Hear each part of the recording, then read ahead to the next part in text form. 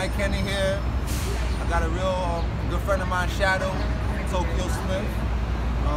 We out here today in New York City once again, connecting with people that are displaced. And Shadow, my friend, has agreed to answer some questions to get some insights on the life of a displaced youth from New York City.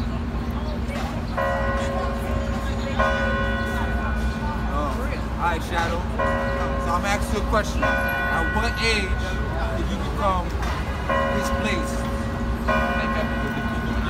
When I got displaced, I was 15 years old, and like it wasn't a real. To me, the experience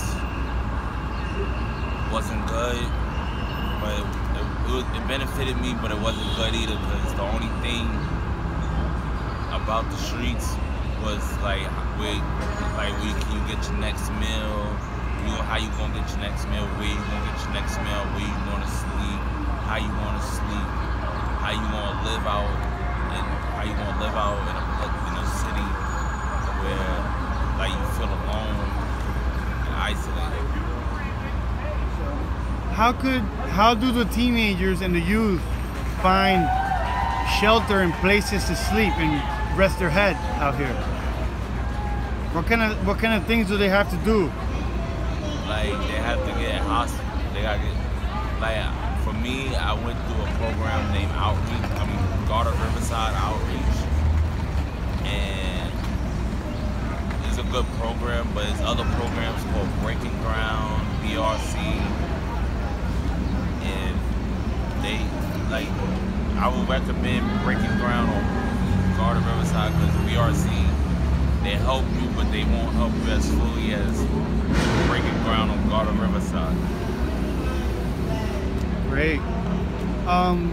So how could the youth also find food on a daily?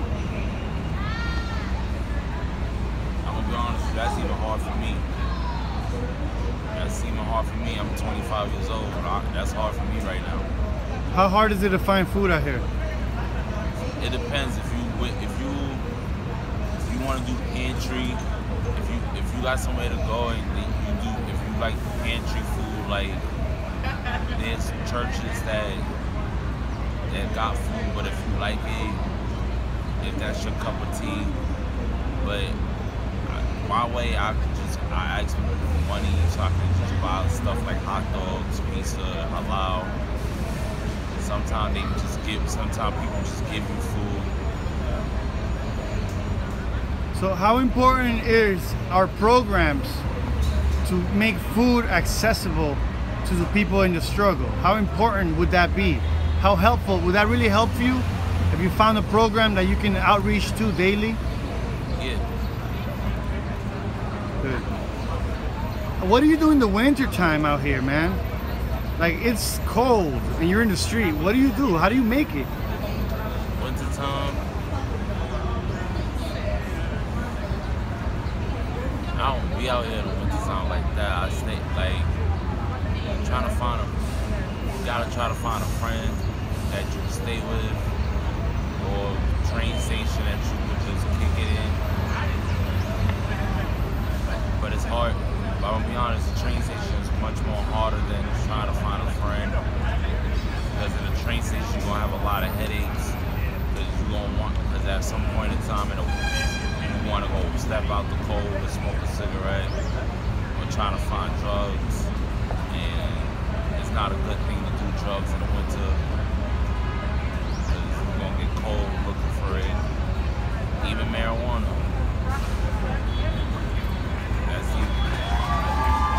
Let me ask you a question. From what you've seen, and also from what I've seen, like from being part of Occupy Wall Street, Union Square, how would you describe the effect that K2 has had on others? Because from my experience, it's like the zombie apocalypse. Not everybody, because I have met some individuals that still use it and are quote unquote still normal.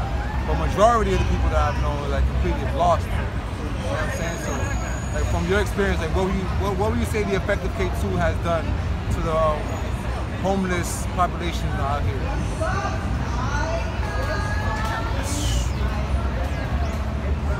From the K2 you experience, that I experienced from before to now, K2 has killed a lot of people. It either killed them or made them overdose. And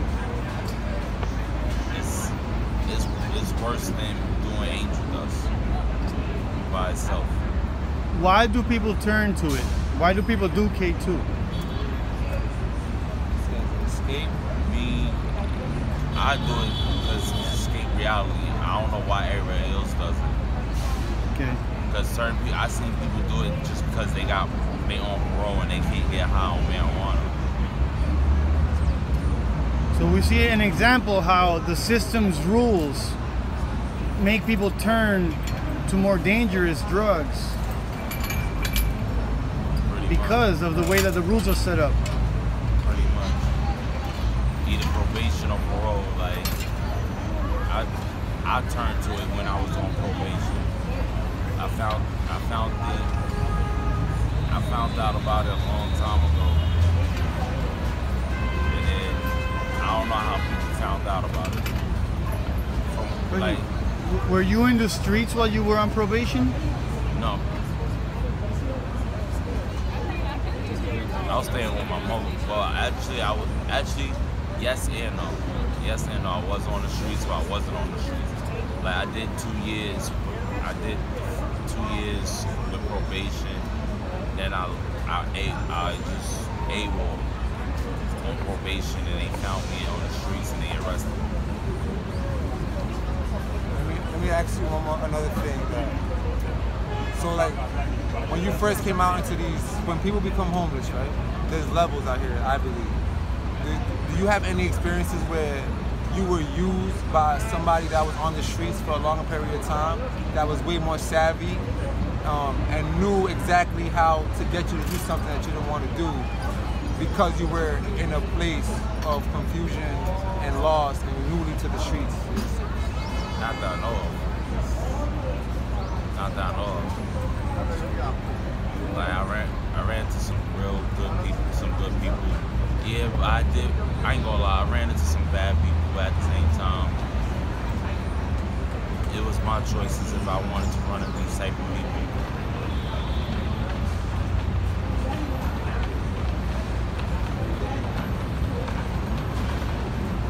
Cut.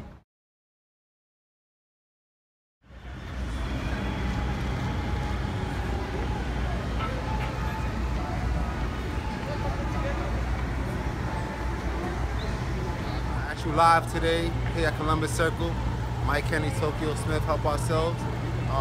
We basically put out an ad in the last 2 weeks and asking people to give us their old polo clothing so we can give it out to the displaced in New York City so they can be looking swaggy and feel comfortable taking this free clothes that we're about to give them. So here we have a bunch of clothing donated by a lot of great people, and we're gonna give it out today. We're gonna fold it up, make it nice, we washed it all, and we're gonna give it out.